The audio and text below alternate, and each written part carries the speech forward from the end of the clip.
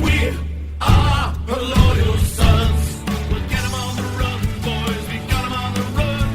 Yes, we are her loyal sons. We'll get 'em on the run, boys, we got 'em on the run.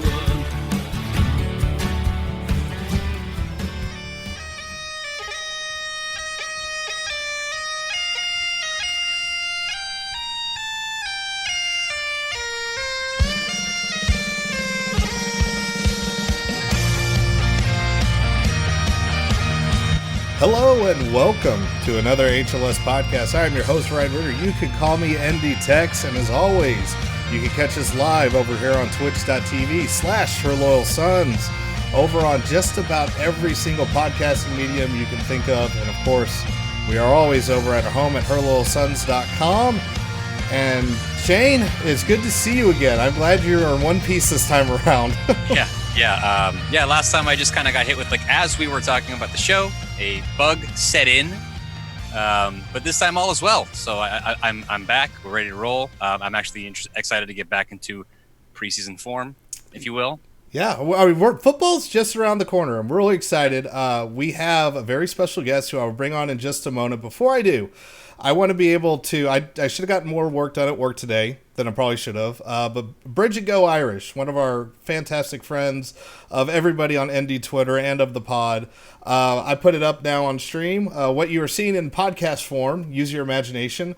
She created a nice little campaign logo to get Brady Quinn into the NBC booth. So Brady for the booth is now available in campaign mug and campaign sticker form. $9 for the sticker, $18 for the mug. Now, the reason for those prices, you may notice it's more than we've charged for mugs before.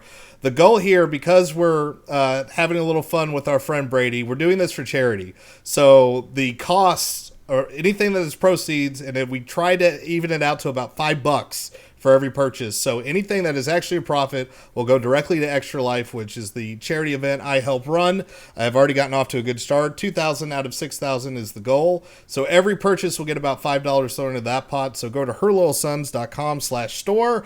Get yours today. All right, let's turn that off, because the reason why we're really here isn't just to hawk new merch. Even for charity, we are here because we have our friend Tyler James from the South Bend Tribune, ndinsider.com, and co-host of the Pot of Gold podcast. James, thank you for joining us, my friend. Thanks for having me. I appreciate being here. I appreciate you guys having me on. Well, this has now become an annual tradition, and of course, we are here for this sucker. This is the newest ND Insider preview magazine. I got mine up. Shane's got his up as well. So you can get this at ndinsider.com/buythemag. This will be in the episode description. It'll be on HLS. It'll be in the promotional tweet. So there will be no excuse. You should definitely go find it. It is about a $10 purchase there once you get taxes and fees and everything rolled in. Well worth the money. And Tyler, again, we are able to talk about this. Seems to be the first kickoff now. It's like tradition. We get to get excited with you about Notre Dame football. And last year when we started this, I had joked around with you wondering what Tom Noy's NDN handle was, because he seemed particularly down in the Irish. And this time when I opened up the magazine, I was greeted with, dare I say, the most optimistic viewpoint of all time. Are we all happy now? What is the success going on now? What's the feeling in the newsroom? I think the negative vibes from the basketball team have rubbed off on him. He's like, oh man, I this football thing's great. Yeah, I'm all about this now. So he's ready. I know he's already got flights booked for the season. So do I. And I know he's got Notre Dame plays basketball at North Carolina the same week they play at Duke in football. So that works out well. A week down there. So that's I'm sure something he's looking forward to. And it's be another fun season. Tom and I are basically road partners, and we head out to all these exotic locations that Notre Dame has set out for. And this year should be hopefully relatively easy in terms of travel wise. Last year was a bit hectic, but looking forward to it. It's always a fun time. Well, it still involves trip down to the Carolinas and past history with tropical storms, monsoons, and hurricanes. Yep. I will never not be nervous about that. But, I mean, in general, it does – everybody I will not spoil everybody's prediction, because obviously we want people to go buy the magazine, because you should. It's awesome. But, man, it seems like everybody feeling double-digit wins, New Year's 6. So kind of a two-pronged question. Is not making it to the playoff kind of a disappointment now, or is it just the expectation is kind of get to that New Year's 6 level? That's where this team should be. Yeah, I wouldn't quite say disappointment to not get into the playoff. Obviously, I think the team would feel that way, but I think as long as Notre Dame is in the running for the playoff going into the end of the season, going into November, which they've been multiple times and notoriously have fallen short of that in the past, but last year we were able to overcome that and finish strong until the bowl game, obviously. But I think that there is a right to believe that they could and should expect to be competing for the college football playoff. I think a lot of that has to do with the quarterback position and some stability there and some reason for optimism that Ian Book can get even better.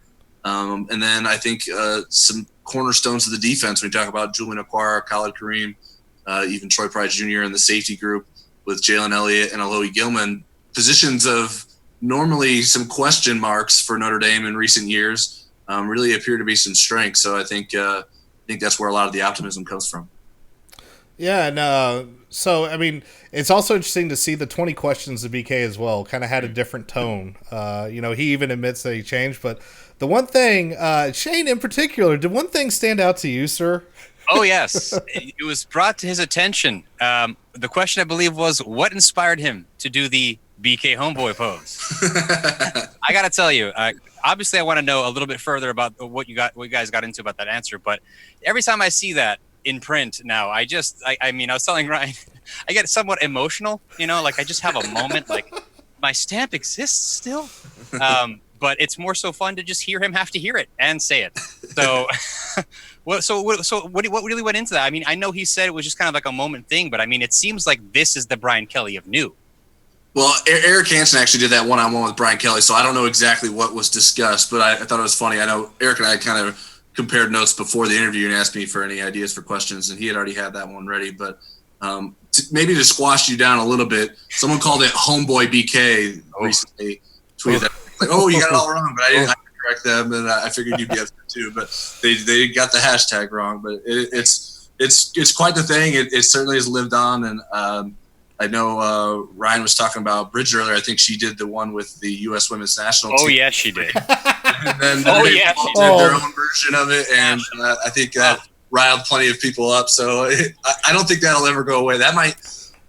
It'll be interesting to see. Will it surpass the purple face Brian Kelly? I imagine outside of the fan base, it will never do that. But inside the fan base, I think there's a chance it could if there's still some more good feelings. Yeah. Yeah, and you can't see it right now, Tyler, but on our Twitch set, BK Homeboy lives on our set forever. So awesome. Until things really go south, that's when you know that things have really gotten dark here at HLS, is when BK Homeboy disappears from the Twitch set. But yeah, so I mean, things obviously feeling a little bit more optimistic, and you mentioned Okwara as the main reason for this. It is the cover of the magazine, and it is the feature that you wrote about.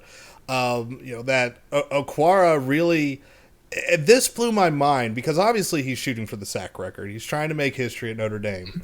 But what blew my mind, and I want you to give some insight, was how he broke down his offseason and just how much he missed as far as sacks go.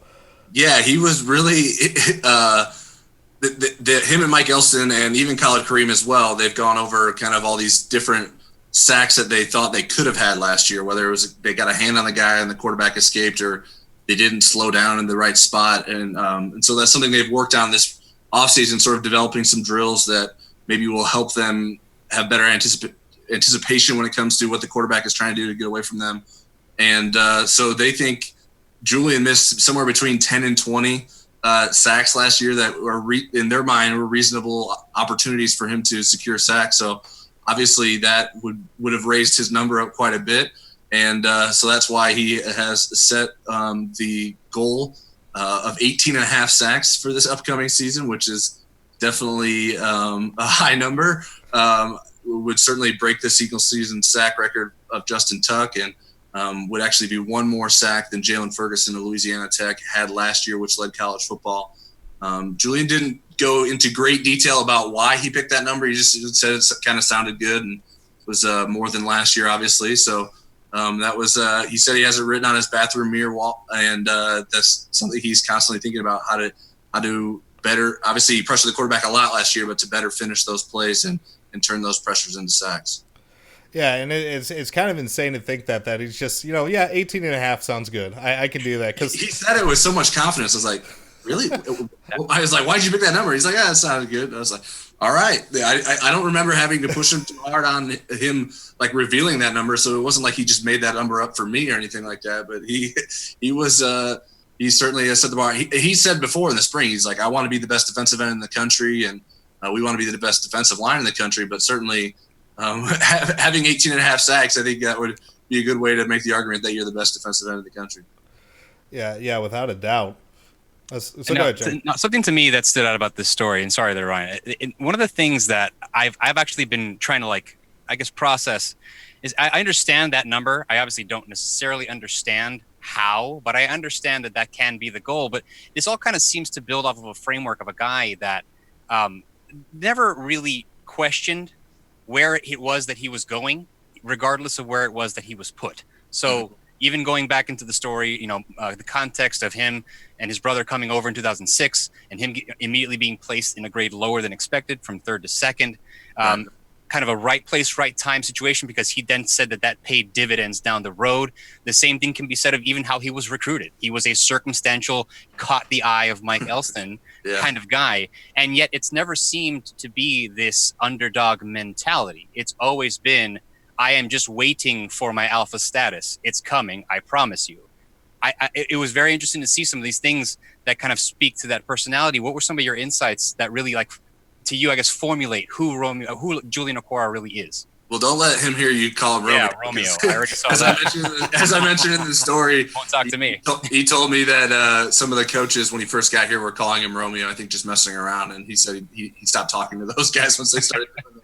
And they offered him number 45 when he came here, which is what Romeo wore, but he wanted to have his own number. So he's kind of wanted to create his own path, and I think maybe living a little bit in the shadow of Romeo maybe has inspired that a little bit. But certainly he is Romeo's biggest fan. They're very tight. They talk to each other daily. I caught up with Romeo for the story, and he says, I watch all his games, even if we're on the road in a hotel for a game he's playing on Sunday. He's going to make sure he's going to catch what Julian's up to. So certainly they've had an interesting upbringing from moving over from Nigeria, like you mentioned, and growing up in Charlotte and kind of learning football once they got here. Their oldest brother, Jamel, played it first and kind of led them on that path. That Julian played all kinds of different sports, including tennis. He said he would play tennis for hours because his dad wanted him to be involved in sports. And so that was kind of one he had chosen early on, and then eventually found his way to football. But yeah, he's an interesting character because I always got the impression that Julian was kind of shy and reserved, and maybe that rubbed off from the way Romeo went through interviews. Romeo wasn't the most open when it came to the interview process, and Julian was kind of reserved when it came to that as well. And I think he's starting to open up more and feel a bit more comfortable with that, which is actually how he is. I mean, talking to his mom, there was a joke she made in there that if Romeo's in the room, he might not even know he's in the room because he's kind of quiet and keeps to himself. But when Julian's in the room, the whole city of Charlotte's in the room. So he's a very talkative guy. I've talked to his former high school football coach. I don't think I mentioned it in this story, but I have in previous stories. And he said he was always the jokester, and he knew that Julian was going to give it right back to you. So Julian's pretty fun when it comes to that. So he's kind of an intriguing guy, and certainly was probably overlooked, especially maybe throughout the recruiting process. Like you mentioned, Mike Elston didn't even plan to see him when he ended up watching a game in person when Julian was a junior. But by circumstances ended up at his game and had to actually watch a different player. And Julian really stood out and made some sacks and returned a block punt for a touchdown. And he's like, whoa, I need to rethink this Julian Okwara kid, because Julian was a very skinny kid growing up. And certainly he hasn't been the biggest guy at Notre Dame, but he's slowly kind of grown into his body. And as you hinted with the way he started his schooling here in America, was behind but he's not really behind for kids his age. It's kind of normal for the American kids, but I think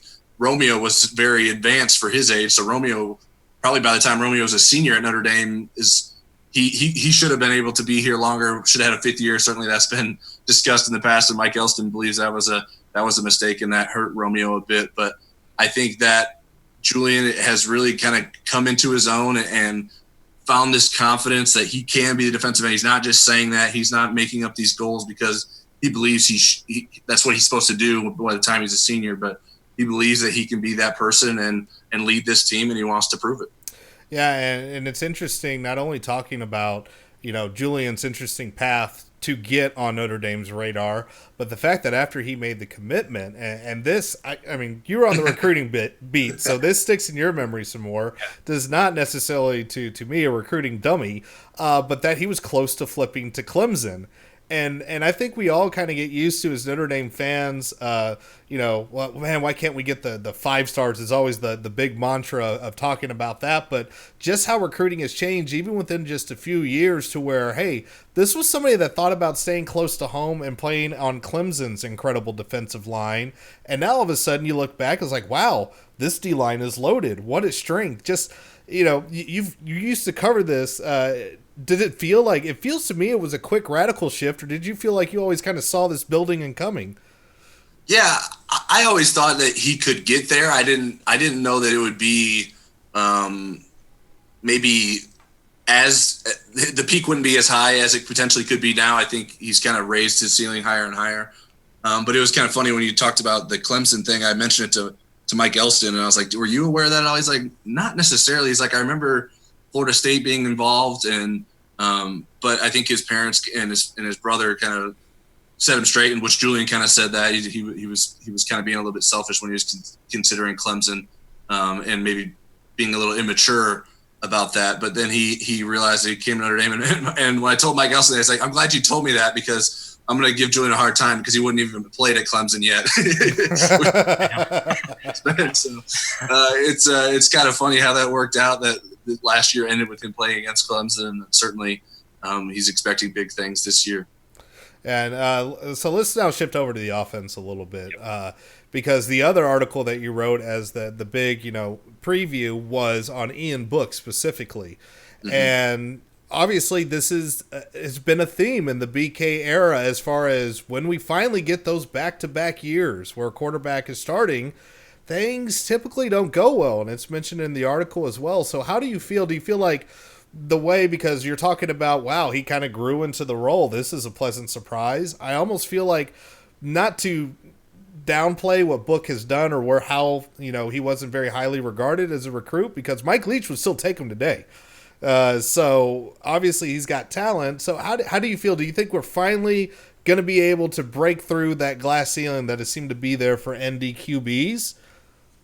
I think so. It's kind of interesting. Obviously, you can kind of pick and choose what stats you want to pick. I went with the quarterback efficiency rating, and that there hasn't been a quarterback that's improved his rating in back-to-back seasons under Brian Kelly, because for instance, Tommy Rees's and Everett Golson's case, they didn't start the seasons back-to-back, so that was kind of, they didn't have a chance to. Tommy Rees eventually increased his efficiency, but he did in the 2012 season, Everett Golson replaced him as the starter to start the year, and so Tommy wasn't the full-time starter after starting the tail end of the last season. So Deshaun Kaiser, he was not as great as people thought he was going to be, and I think there seems to be, I think you could probably draw a little bit of a parallel between Deshaun and Ian, and as Deshaun came in for an injured Malik Zaire, certainly Ian played because they thought he would be better than Brandon Wimbush at a certain point of the season last year.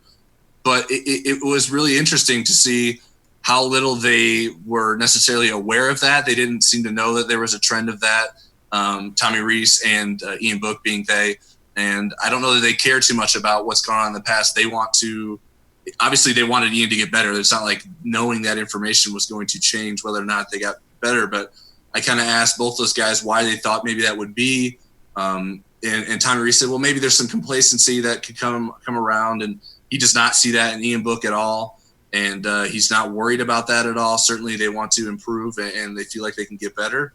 But he's not worried that Ian Book's attitude or the way he's going to handle being the starting quarterback going into the season is going to deter him from improving. I think in my mind, that was sort of my theory. Well, maybe once you work this hard to become the starting quarterback in Notre Dame, and then you finally get that, and maybe the pressure is off you for a little bit because you finally achieved what you wanted to do. And then maybe you start to feel that pressure come back and like, oh man, I'm here now. Now everyone's watching. Now I have to improve. And so maybe that's sometimes that gets to guys, but it doesn't seem to be affecting Ian Book, at least from my conversation with him and kind of his outlook at the offseason and going into this season. And we'll see how that plays out. I think certainly when you have been the starter, defenses will know a little bit more about your tendencies and have better ideas of how to attack you. And I imagine Ian Book will get some things that they know that he struggles with, but he's going to have to figure out how to eliminate those weaknesses and take advantage of what defenses are trying to do against him. And Tyler, you talked about how the pressure may be what's maybe missing Ian Book. It's just swinging him by because he's got that personality type. But in reading this piece, I got to say one of the biggest things that I would maybe assume to factor into that has really been the evolution of Coach Tommy Rees. Now, going back 2017, I remember the air around his hire had the same kind of stink of, the office manager bringing in his son as the new member of management. You know what I mean? Like, It didn't really, like, people understood why he was hired, but there was kind of a question of, can he do the job? Given such a short amount of time outside of college. But his entire career can be traced through Brian Kelly, save for a couple of gap years abroad, if you want to call it that. But he has, in this piece, the approach he's taken to focusing almost Elston-esque on being there to make his players better first. Mm-hmm. I mean, I don't think it's extreme to say that I may be falling in love with Tommy Rees. I mean, I can't say that when the story gets out, the Twitter is going to go alight, but that to me stood out. I mean, what did you think in seeing that? It left such an impression on me that I couldn't help but wonder, like, what has been the single greatest change in someone like Tommy Rees and someone like you who've been close to the program for so long? Perhaps you can draw some kind of comparison there between his playtime and his coaching time, but what really has become what has made Tommy Rees who he is at this point? Yeah, that was part of my, when we wanted to set out to do the story, I requested, hey, is there some way I can spend some time around these guys to see how they interact? That was kind of what I wanted to drill down on and get a better sense of, because we don't necessarily, obviously we wouldn't have that chance previously, and certainly I could ask those guys about it independently, but I was in the quarterback room watching film with them for a bit, and they just went through the blue gold game, the first series. They went through it. They offered to go through more. I was like, no, I think I have a good enough sense now. And I mean, the first series alone took 15 to 20 minutes, so it's not like it was a real quick session, but I got a good sense of the type of things they discuss, how they relate to each other, the questions Tommy asks, how Ian responds to that. And it was enlightening in my opinion. And I was glad that it was able to work out that way, that Notre Dame would allow me to do that and Tommy and Ian would allow me to do that. And I think it helped my understanding of what Tommy is preaching to his kids, how he relates to them, and how he sort of uses his experience to lend his leadership to those guys. He's not going to be standing here like, hey, I'm a former Notre Dame quarterback, just do what I did. I got all the answers. But he has a great memory. We were going through, I think it was the touchdown at the end of the first drive, which was to Michael Young. And the way that Notre Dame's defense was covering it was similar to a way that they had covered a play against Notre Dame's offense and defense in camp at Culver last year against Brandon Wimbush. And Sean Crawford intercepted the Wimbush pass because Sean did something different than what Jeremiah Owusu-Koramoah did. They had a rover in instead of a nickelback.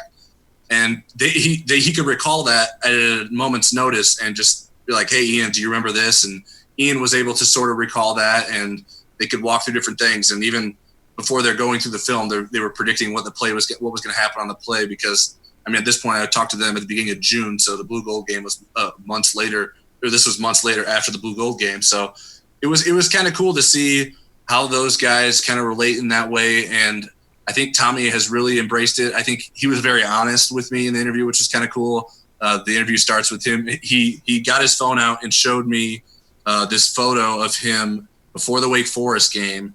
He was hunched over with his head in his hands. Looked like he was going to be sick. And I was like, so how are you feeling? He said, I was nervous as shit. That was what he said. And I thought that was so funny. And it's one thing to feel that way. I think it's normal to feel that way. But the fact that he's comfortable enough to share that with a reporter, and also share that in front of Ian sitting in the room with him, I think kind of shows how he relates to these guys and what what he feels about this. He's talked about how he's finding himself to be harder on himself as a coach than he was as a player, because he's kind of guiding these kids and he wants these kids to be ready. So that's what he was nervous about. Did I do everything I can do to put Ian Book in the right situation? Because he knows if Ian Book fails, certainly people will blame Tommy Rees a bit, but I think it's going to fall on Ian Book. It's like, well, Ian didn't do what they wanted him to do. And so he would feel bad if that were to happen. So that was kind of where those nerves came from. And it's really kind of cool to see. I think Tommy has matured, and I think he understands this place at Notre Dame and certainly can relate to what these guys are going through. And I imagine that helps greatly. Ian had high praises for him, called him the best coach he's ever had. And he clarified, I'm not just saying that. That's how I really feel. Certainly Ian hasn't played for a ton of football coaches that you would expect to be high quality coaches at this point in his career. But I think they really like him. I didn't talk to like Phil Dracovic, so it'd be kind of interesting to see how Phil, who's going through some struggles of his own right, how he relates to Tommy. But everything that we've heard from Phil in a previous interview, he was interviewed after the Blue Gold game. He feels like Tommy can get him through the struggles that he's going through and get him back on the right track. So I think it was right to be skeptical of the Tommy Rees hire when he was hired. It seemed like, well, he hasn't coached quarterbacks very long. And I think Tommy even admitted, he said, one of my biggest hesitations was there were still guys on the team that were around when I was here. And I didn't know how that was.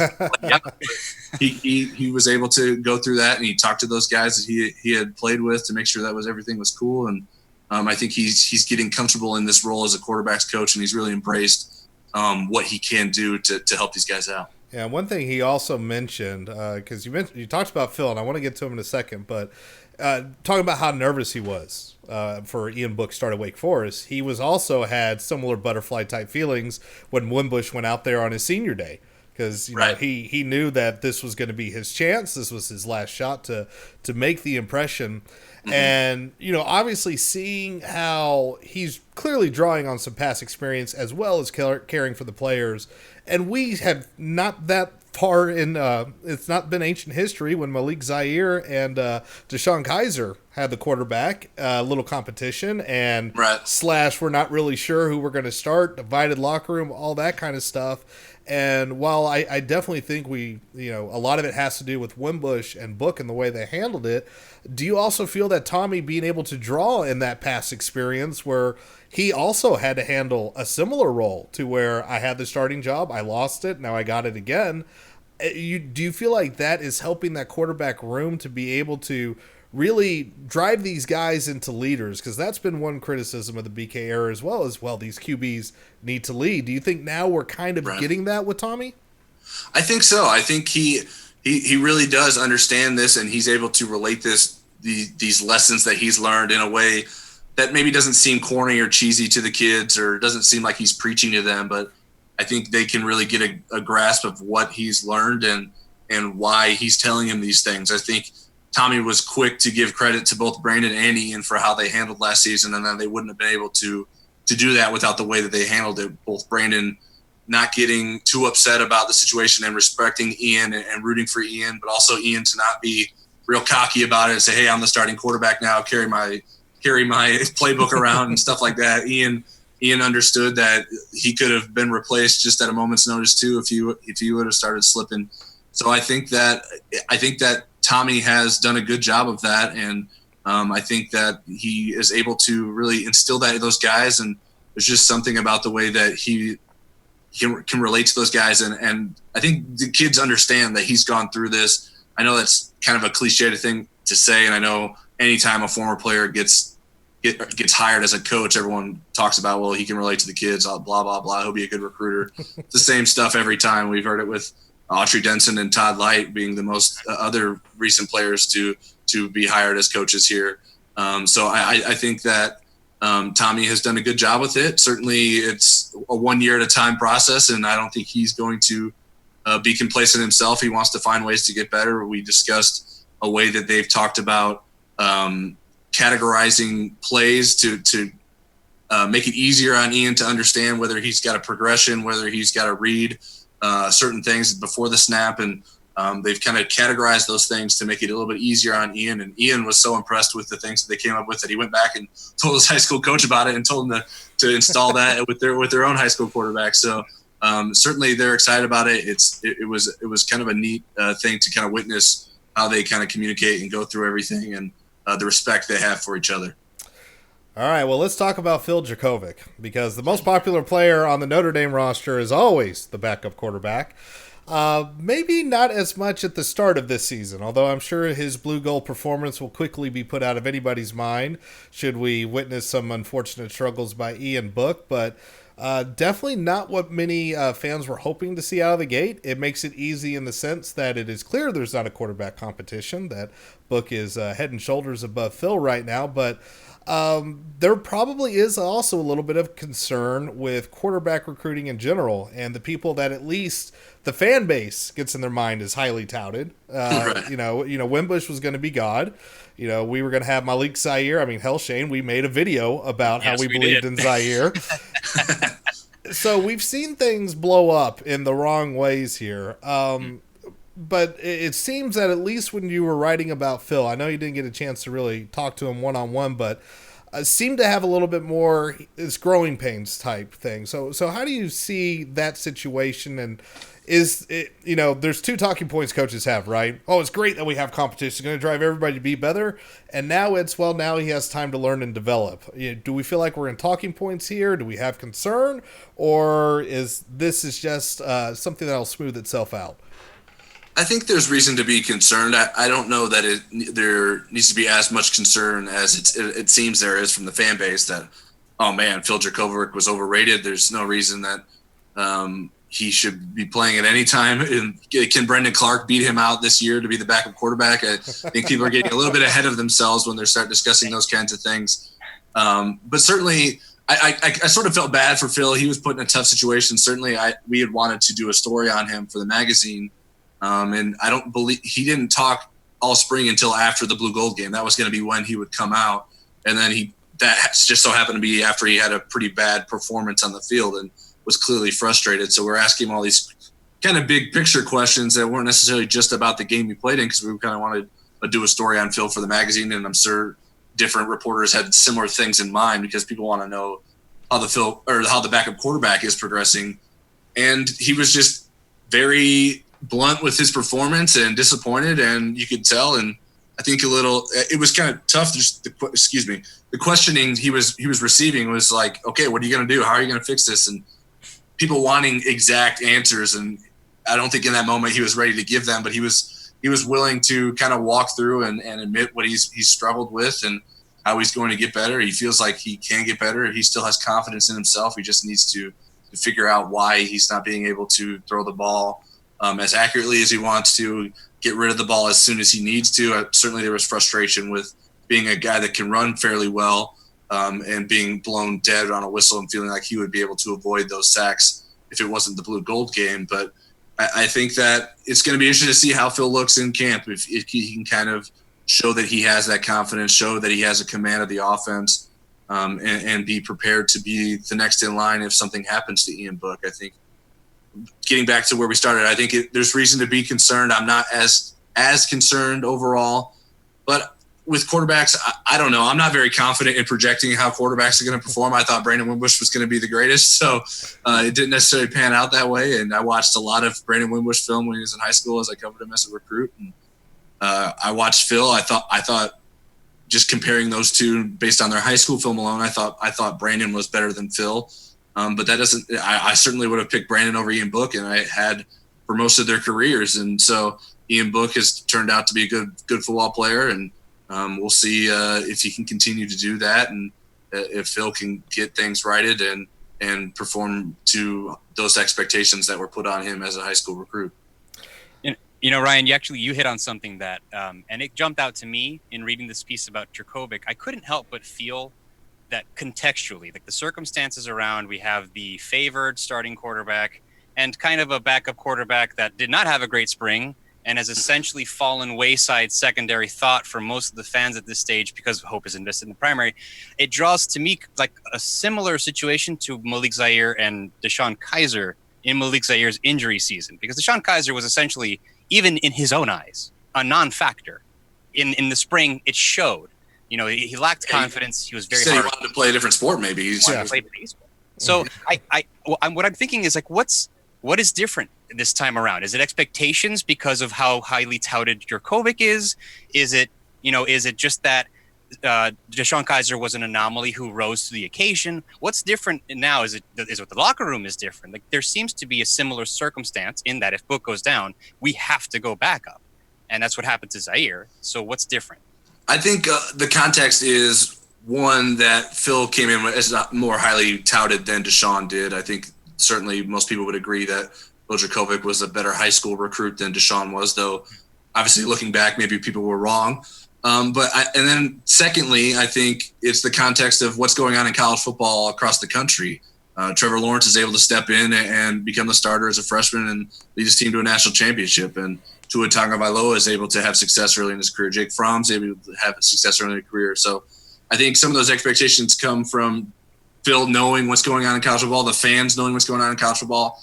I think the fans are quick to maybe blame either Brian Kelly or Chip Long or Tommy Rees for Phil not being ready to be one of those guys and feeling like he should be in that same class. But I think that it doesn't work the same for every quarterback. And I think it's hard to figure out. Even look at the NFL, for crying out loud. These guys know everything there is to know about these quarterbacks, and they can't figure out who to draft in the first round when their jobs depend on it. So it's not an easy thing to do. And I think that's where a lot of this comes from. Phil's just working through his own situation.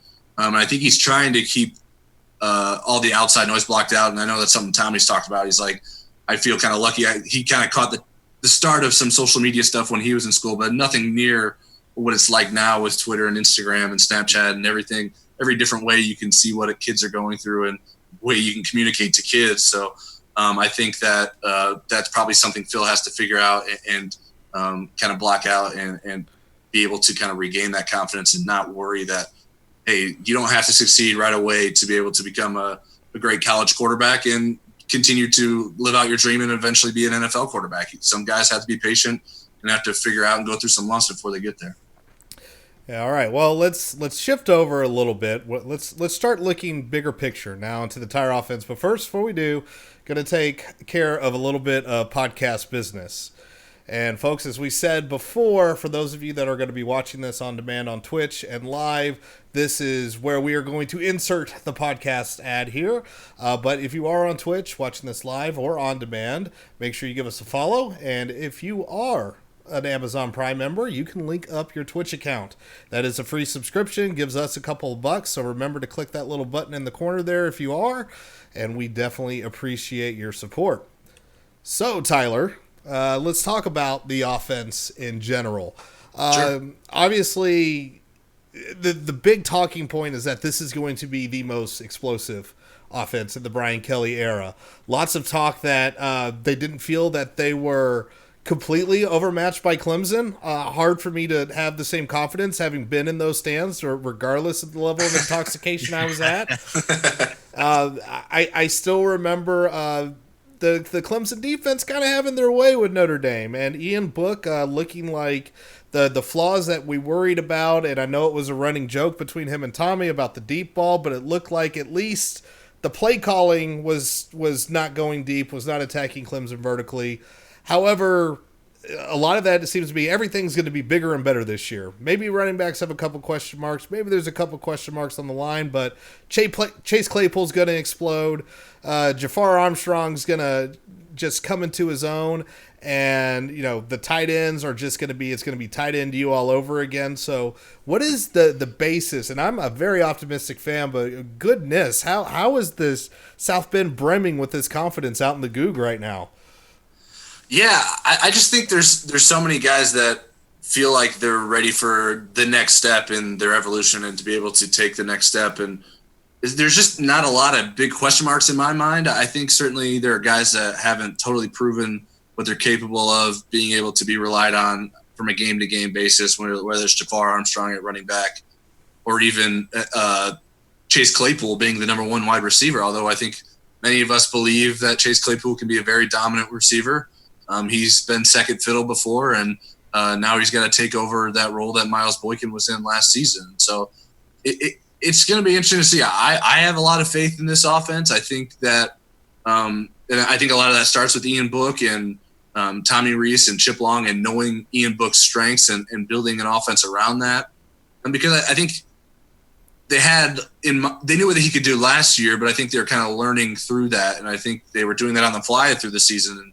And certainly to start the season, they thought Brandon Wimbush was going to be their quarterback. So I think having all this preparation going into this season, knowing who your quarterback is going to be, pretty much knowing who your big weapons are going to be, that they can be better prepared to attack defenses. And I think these players will be better and smarter about what they need to do to do that. So I think if there's question marks, it's certainly like a guy like Jarrett Patterson. I think we're kind of assuming that he's going to be able to play center, a position he's never played before, and do that fine. And some people are already like, well, can he be better than Sam Mustipher was last season? It's like, okay, well, let's calm down a little bit. Certainly Sam wasn't an All-American, but he was a veteran player who'd played center a lot. And so I think there's reasons to have some question marks, but I think there's nothing glaring to me that's like, okay, they have to figure this out or the offense isn't going to work. It just feels like there's too many answers that are already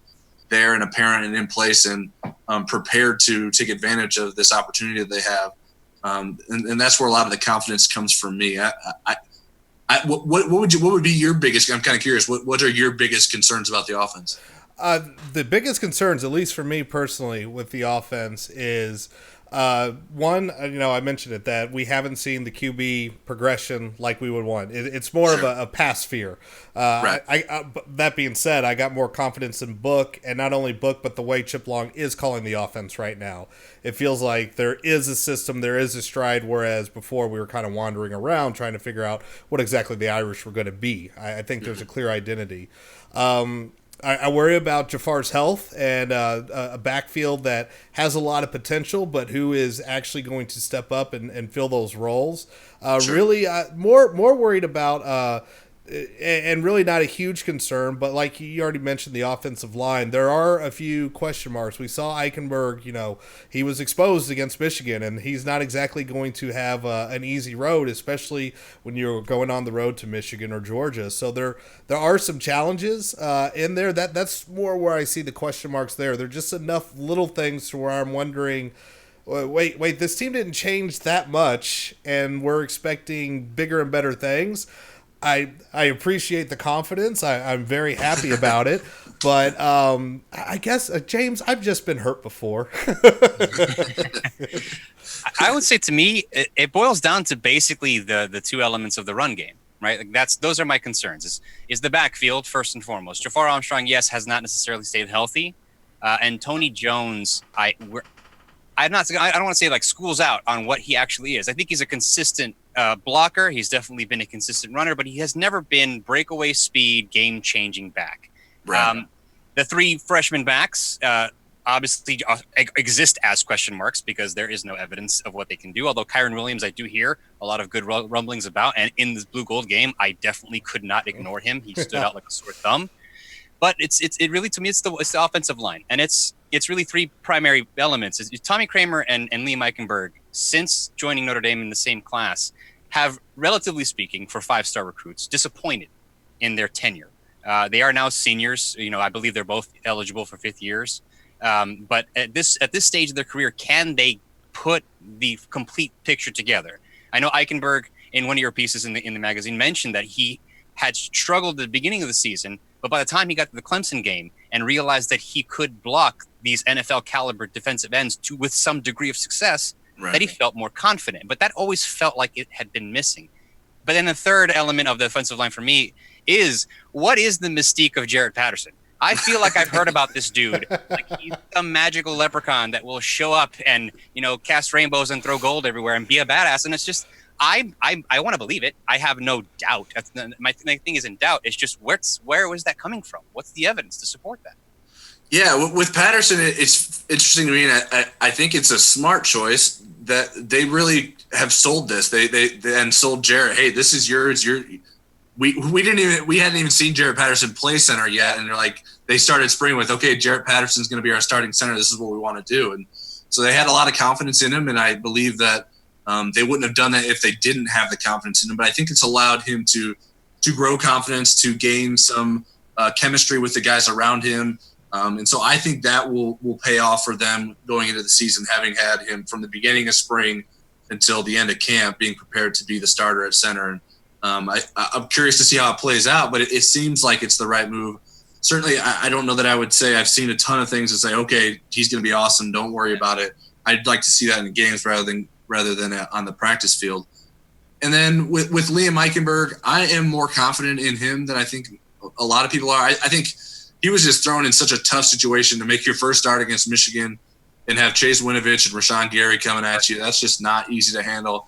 And certainly both sides of the line struggled that game. Robert Hainsey didn't play well either. Robert Hainsey was still, I believe, recovering from his foot or leg injury that he suffered during camp that kind of sidelined him a bit.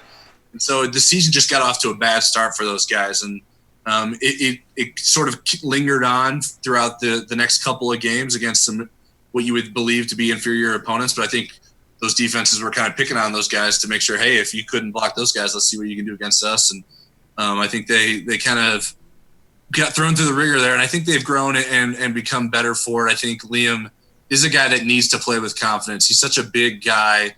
And for him to play as dominating as he can potentially, he has to be certain of what he's doing, and he has to be confident in what he's doing. And I think that has finally come. And I think you can kind of get that sense just from talking to Liam. I think he may have even seen that during the season at a point where he maybe had some choice words for what he thought they were going to do against, I believe it was Virginia Tech. And we didn't hear from him again until later in the season. So I think that Liam is kind of growing into his position. Tommy Kramer is a fascinating one to me because he's being named as a preseason All-American by some outlets by default this preseason, which is just blows my mind kind of. And, it actually saddens me, to be honest, of how little effort and time people spend into putting into those things. And let's be honest, it takes a lot of time and effort to do that. So I don't really want to be the guy that has to do that. And so I know that it's easy to go back and look at the recruiting rankings, know that he started a bunch of games at Notre Dame and figure, okay, Notre Dame's going to have a good offensive line. Let's pick Tommy Kramer to be the preseason All-American from that unit. But he has a lot to prove still, and he knows that. I don't think this preseason All-American stuff is going to mean anything to him. He knows that he struggled at times last year, was taken out of the lineup, and had to be better. He's trimmed down. He wants to be more nimble, be better as a pull blocker. And so I think he's going to embrace that challenge. I still want to see that. I'm less confident in him than I am with Liam Eichenberg, but that doesn't mean that he can't do it. I think if he puts everything together, he can be a great guard. I just need to see it because I think I've seen probably more failures from him than I have from Liam at this point in the career. Obviously, Tommy's had more chances and more opportunities to quote unquote fail. So I think that's probably where that comes from.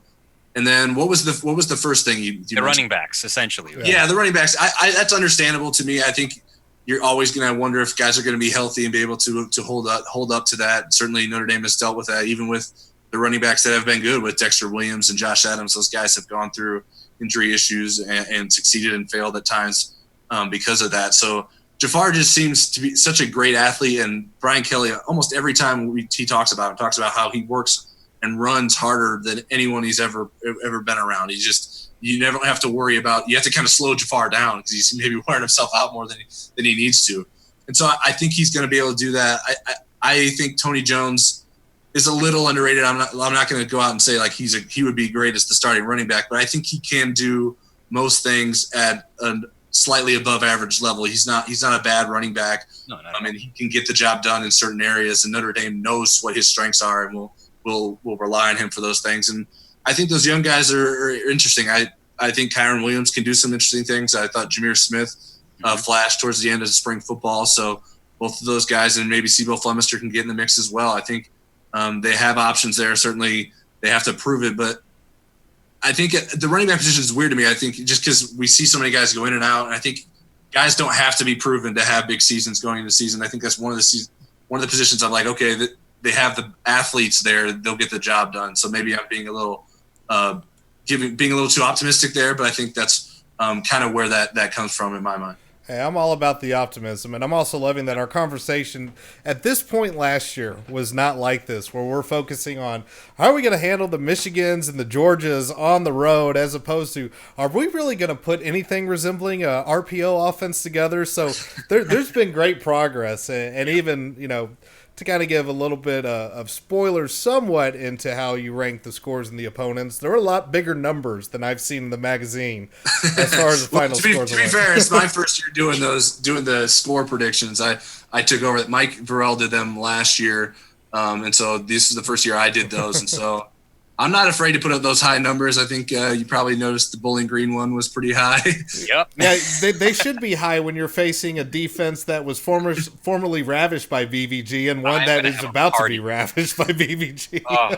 And then you got Bob Davie. Let's not forget about that as well. There's a lot of hits that are going to be here. Let's just say the schedule, I think, lines up nice to it's not as like you said, Eichenberg having to do first start against Michigan. That's not happening this season. No, not it's at going to be a all. little bit different. All right, well, let's switch over to one where while question marks are more, I've been hurt in the past before with the offense, and it's really being picky. There are actual, legit, large question marks when we go over to the defense. Right. And I think this is the first time I've read any kind of preview magazine to where it was almost stated that, well, cornerbacks, we're not really sure what this depth chart looks like, but here it is right now. Those are the names.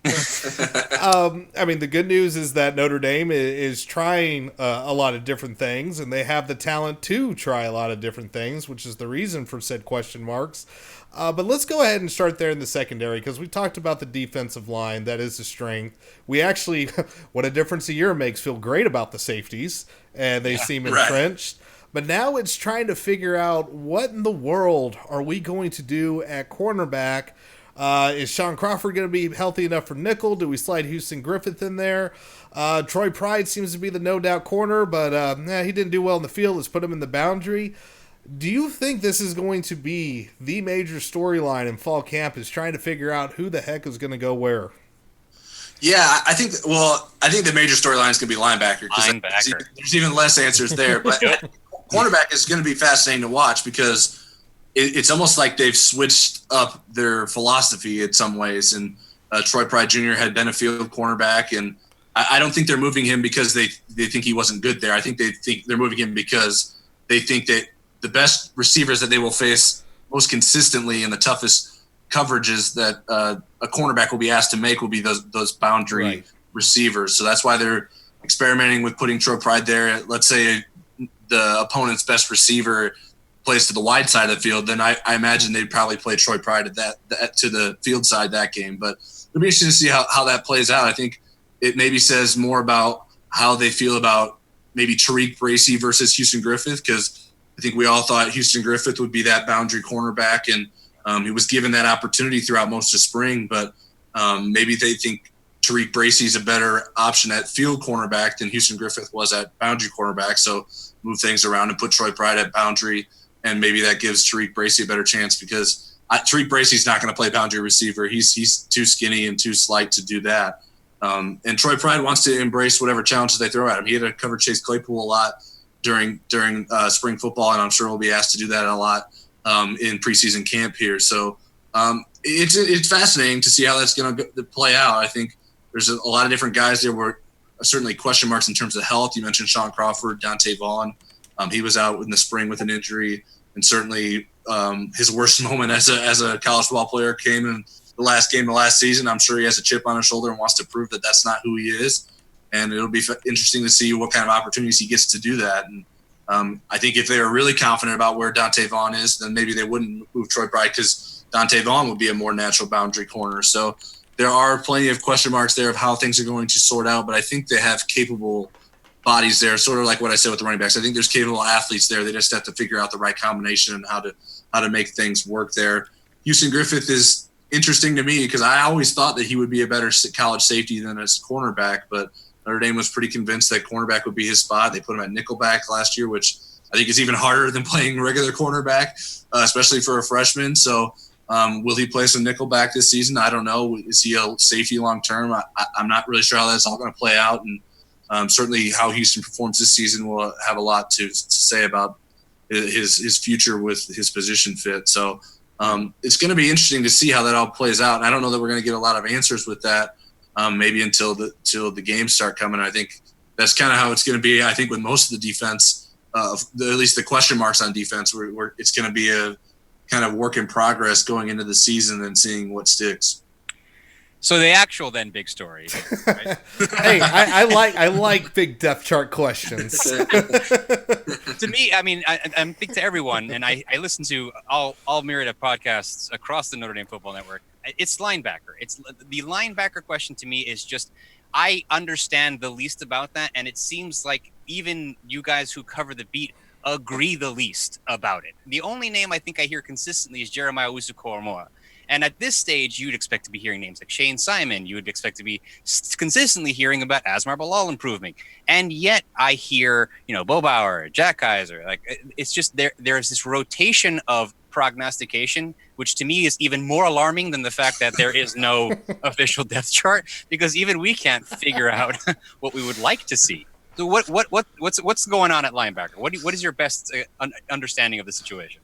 So I don't want to speak for all the other podcasts that you listen to, but I will admit to being a little bit clueless of how to watch these linebackers go through spring practice and feel like, okay, this guy gets it. He's gonna be good, because you're not going full speed all the time. They're rarely tackling to the ground in on a daily basis in practice, so we don't always get to see those kinds of things. Although we did get to see a lot of spring practice, it didn't necessarily give us those answers. And I don't think Clark Lee knows at this point what the answers are going to be, and I think he's okay with that. He's come to grips with that, and he's understood that this is going to be a process, and he obviously has to have some sort of answers by the season opener against Louisville, but he's okay if it's changing throughout the season. If guys are continuing to rise up the depth chart and pushing for playing time, he's fine with rotating guys. And because there's just so many moving parts of who's playing which position, let alone who's going to be in what order at which position. So that's why it's just so hard for us to kind of get a sense of how that's going to play out. And there's guys that have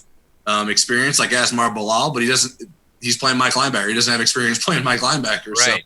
So what does that mean for him? Can he handle those duties in the middle?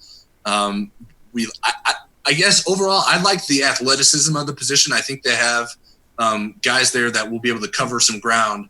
But at linebacker, you can't make mistakes in being in the wrong positions or get sucked into the wrong direction, because that can open up some big holes in the running game and passing game. So it's a tough high wire act that I think Clark Lee is going through right now to figure out how to get everything to work together, figure out who's going to be in what spot and how to prepare them.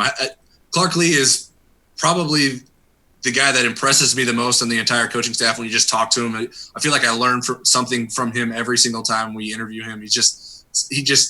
I don't know if he is as smart as we think he is, or he just talks so much smarter than we are that it seems that way. But he just exudes a greater understanding of what he is doing, and he has reasons for why he's doing it. So I think some of it is just, okay, well, let's just kind of give him the benefit of the doubt. He's going to get this figured out, but we couldn't tell you how that's going to play out, because it just seems like too much for us to try and handle. And I think maybe for lesser coaches, it would be hard to figure out too. So it's certainly going to be one of the biggest storylines of this season in my mind. And I think anyone who's projecting who's going to even start the season opener, or even like Eric made us do in the prediction section, who's going to start the Stanford game, we're all just kind of guessing right now. He's just being mean to y'all. He's like, "Oh, watch this. This is going to be great." No, yeah, it's definitely weird. Seeing that with the defense, I guess maybe my nightmares of Gary Gray stick with me a little bit more than reminding us every BBG year trying to make every linebackers year. play. And hey, look, I had blind confidence in Bilal last season, and it paid off, at least in Rover. So we'll see if that can work again. But man, we're definitely going to prove the little axiom: if you got strong defensive line play up front and you got enough safety help over the top, your defense will be okay. It's going to be interesting for sure, but also extremely interesting, and also some question marks, because I will admit to ignorance here, and I had to go read the name again when we were talking about kickers, because I was just, all right, yeah, Jonathan Doerr's the new kicker, and all of a sudden I'm like, wait, we have a walk-on named Harrison Leonard that's apparently going to challenge him, and you want to talk about I've been hurt in the past before, like, it's too soon to be talking about this kind of shit. Here we are. Okay, so tell us a little bit about Leonard, and are we saying that just to at least alert us to be informed fans that there is somebody else potentially waiting in the wings, or do I really need to be scared about how everything Dorr kicked seemed to go a different direction?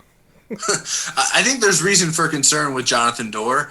I also think there's reason to be interested to see what Harrison Leonard can do. Notre Dame was well aware of his situation going into this season when they were decided to pursue Harrison Leonard as a walk-on kicker and being a guy that could potentially play. They're not just bringing him in because they need to have a backup kicker. They're bringing him in because they think he can compete. Certainly, Notre Dame has offered kickers in the past, but I think when you were tight on top scholarships, it's hard to offer a spot to a kicker when you already have a scholarship kicker on the roster. Typically, Notre Dame has only had one scholarship kicker, punter, and long snapper on the roster at a time, which not every school around the country even devotes that many scholarships to the special teams specifically. Right.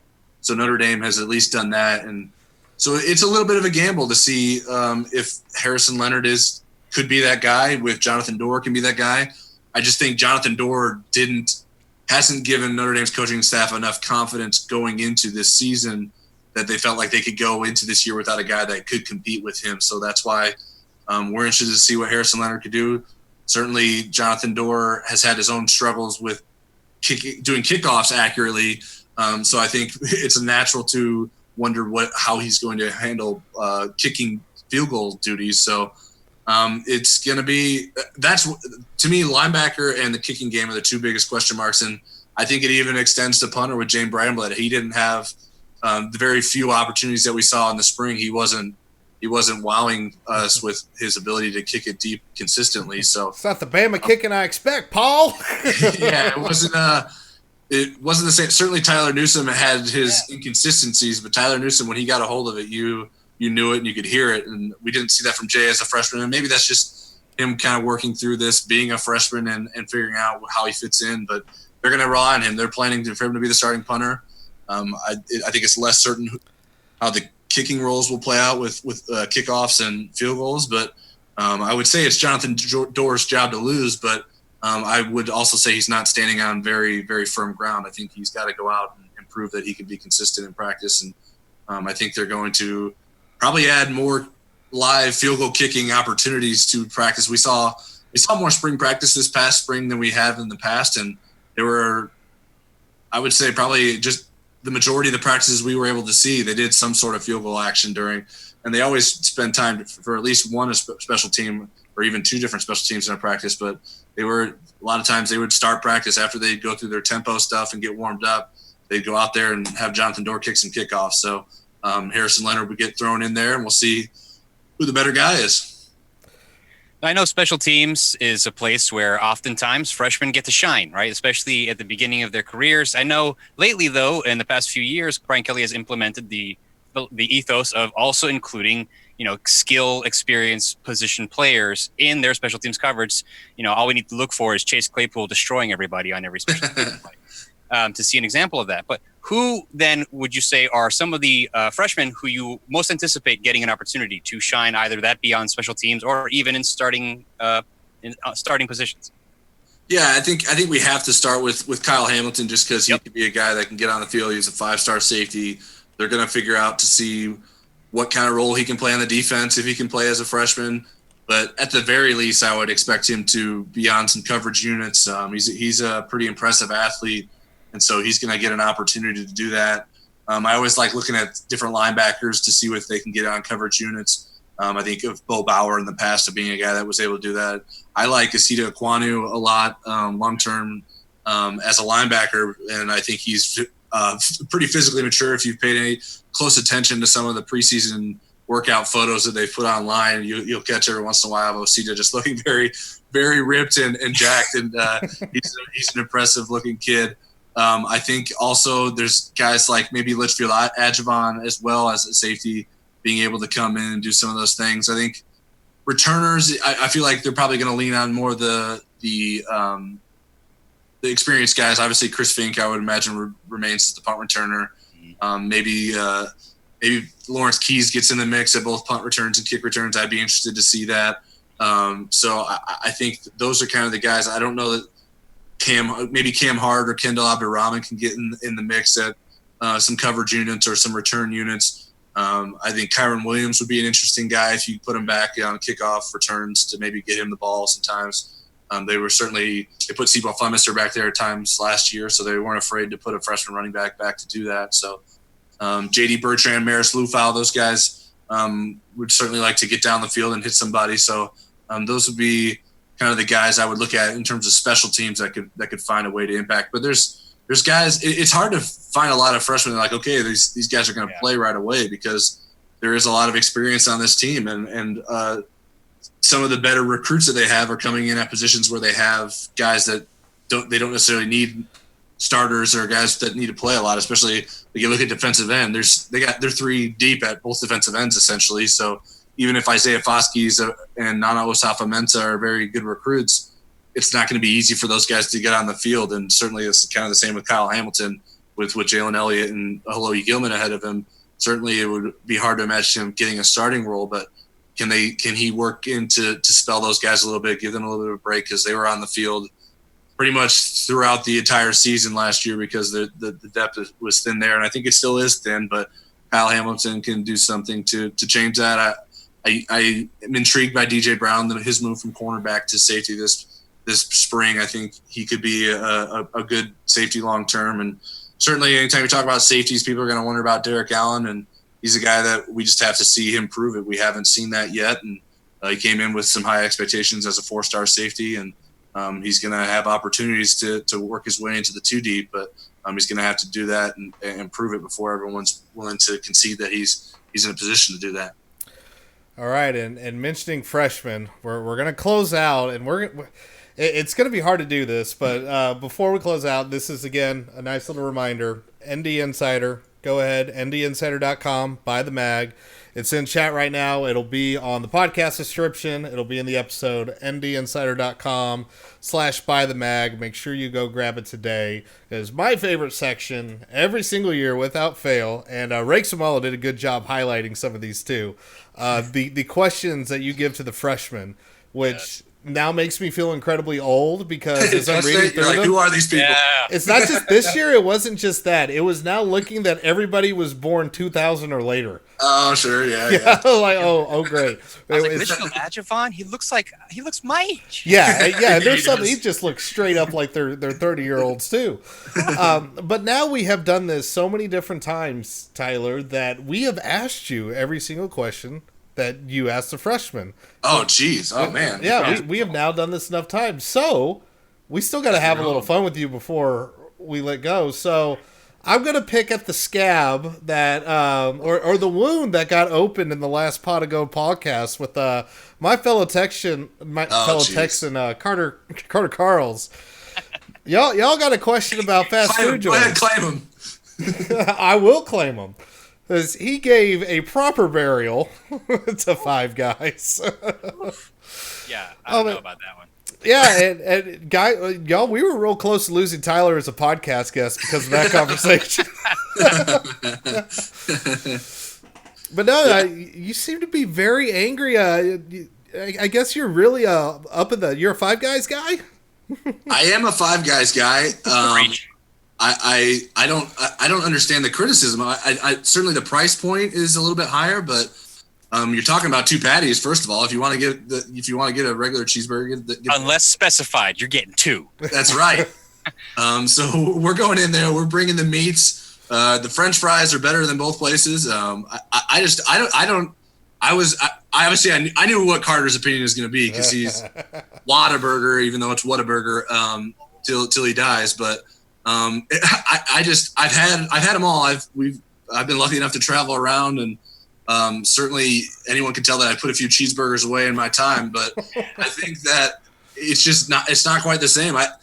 To me, people talk about Whataburger and they tell you got to have this honey chicken biscuit. It's like, well, it's a burger place. Why are you telling me to get the chicken biscuit? Because you're not going to have a burger for breakfast. That's why. You're going to have a honey butter chicken biscuit, or you're going to have a taquito. We're talking burger. We're not talking the biscuit. Yeah, no, I don't know if I ask someone what's their favorite thing at Whataburger, I don't know that anyone's ever told me the burger. All right, so about burger chains, how's that the best burger chain? There is a toss up for me. So my favorite thing at Whataburger is the actual Double with cheese is my favorite there. And a very, very close is the patty melt, close second. Because that thing is fantastic. But the thing is, all you Whataburger haters don't realize there's this grand menu there that is beyond the lazy ass. We're just literally like, that's what drives me nuts about Five Guys and freaking In-N-Out. They sit here and shove the same damn thing down your throat over and over again. They got no variety, and In-N-Out's worse because they hide their variety on the secret menu or whatever. And their variety is, oh yeah, we throw more sauce on shit. That's our variety. But no, I mean, man cannot live on hamburger alone. You got chicken strip sandwiches. You got it 24/7. Is Five Guys going to be open at 6 a.m.? And you're like, you know what? I'm going to start my day off with some Five Guys. No, you can't do that. Whataburger is always there for you 24 hours a day. I have passed out in the parking lot of a Whataburger and the cops didn't care. That is pure Texas right there. If we're talking about variety, then we can put Whataburger in the mix. But if we're talking about burger chains, I just don't think that Whataburger's burgers just stand up to Five Guys. Five Guys in the name. Five Guys burgers and fries. They know what they do. Whataburger, it seems like they don't know what they do because they're called Whataburger and everything else. So what a food list. What a menu. Burger? Change your name. It's whatever the hell you want is going to be delicious is what it is. And let me be clear. It's not bad food. I'm not saying Whataburger is disgusting. I'll enjoy going to a Whataburger when I'm in Texas, but it's just my preference of all of them is Five Guys. And I do put Whataburger ahead of In-N-Out. I think In-N-Out's fries are trash and the burgers are good, but it's nothing that it's not like I land in California and I got to get an In-N-Out right away, which I think is the case for a lot of people. Yeah, like in all seriousness, Five Guys isn't bad, but I think there is something to be said. And Carter, and I didn't really realize what the thing that got me is that I got to get out of my car to go into a Five Guys. And let me tell you, when you're hungover, all right, you barely want to be in the car as it is. You did not want to then get out and then sit there and wait for your bag of gigantic. You ordered a small fry, and all of a sudden you're walking out with 3 sacks of stuff that you're not going to eat. Hey man, come to Florida, complete the circle of life. We have drive-through liquor stores. Those. I just got back from a work conference where I had to get drinks for my guys, and I had to go to a beer barn. Glorious Texas liquor laws in some parts. Well, Tyler, I'm glad we got to talk fast food. I'm glad we got to open that back up from Pot of Gold. He's very glad he got to be wrong, Tyler. It's okay. Hey, look, there's a reason. If I didn't like being wrong, I wouldn't do the damn show. I mean, right. Been doing things wrong for nearly a decade. That's going to be my tagline when it comes to my 10-year anniversary here. But yes, folks, the ND Insider Magazine, again, great read. Get your head right for the season. Go ahead and add that to your reading rotation. ndinsider.com/buythemag. You can follow Tyler James on Twitter at TJamesNDI, and you can catch everything that he has to say there. Great follow throughout the season. Tyler, thanks for joining us two chuckleheads again. It's what's becoming one of my favorite annual traditions. No problem. I appreciate you guys giving some publicity to our magazine, and you always have some fun questions and some thoughtful questions. I like knowing what you guys are thinking, getting the fan perspective as well. So I enjoy these as well. The fan perspective gets more entertaining in the middle of the season after a few drinks. Yeah, we're all ready to go. Talk about the record in October, then we'll talk again. Yeah, let's see what happens after the first of those coin flip road games, and then we'll really have some conversations. But it's still the off season. It's time to be happy. Time to gear up. And folks, that is going to do it for the show tonight. Thank you for everybody that popped in and out of twitch.tv/HerLilSons. You can check it out on demand there or in podcast form wherever you find your podcast feed at. Join us in Discord. That is our live chat channel. You can catch us there at herlilsons.com/Discord. And of course, we will be getting ready for the season at herlilsons.com. Thanks again to Tyler for joining us. And until next time, y'all, have a good one.